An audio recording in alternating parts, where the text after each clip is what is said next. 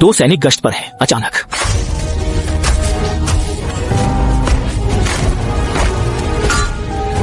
और इस समय दूसरी तरफ के सैनिक ने एक ट्रैप सक्रिय कर दिया।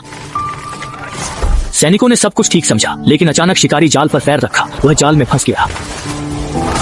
क्लेविन जंगल में घुसपैठियों का शिकार कर रहा था और कोई भी उसकी नजर से बच नहीं सका। लेकिन तभी एक हेलीकॉप्टर ने उस पर ढेर सारे बम गिराने शुरू कर दिए। सौभाग्य से क्लेविन की गति चीता जैसी थी, इसलिए वह एक बार बच गया, लेकिन अगले ही पल उसे एक जहरीले बाण ने घायल कर दिया। क्लेविन अचानक असंतुलित हो गया और उसके सामने भ्रांतियां आने लगी। उसने देखा कि अनगिनत मकड़ियां उसके शरीर पर चढ़ रही हैं। क्लेविन घबराकर अपने शरीर पर चढ़ी मकड़ियों को झाड़ने लगा। तभी उसे अपनी कमर पर लगा जहरीला बाण नजर आया।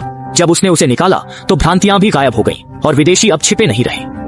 क्लेविन ने यह देखकर तुरंत उस पर हमला किया, लेकिन वह केवल विदेशी का एक भ्रम था। अचानक जैसे ही क्लेविन ने अपनी पीठ मोड़ी, विदेशी ने उस पर दो जहरीले बाण फेंके। क्लेविन निडर था, लेकिन वह विदेशी पर हमला नहीं कर सका, जबकि विदेशी ने आसानी से उसकी गर्दन पकड़ ली और एक लात से उसे जमीन पर गिरा दिया। भ्रांतियों के प्रभाव में क्लेविन यह नहीं समझ पा रहा था कि असली विदेशी कौन है और वह केवल विदेशी के हमलों का शिकार बनता रहा।